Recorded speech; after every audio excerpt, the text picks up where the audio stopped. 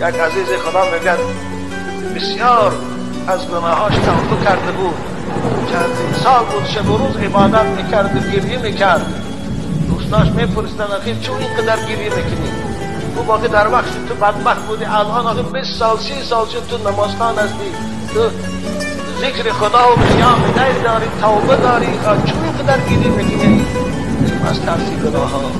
آخر گناه ها رو خدا گذاشت، خدا خود وعده کرده است که من بندم پشیمان شه و از صدق توبه کنه من گناهش میگذارم.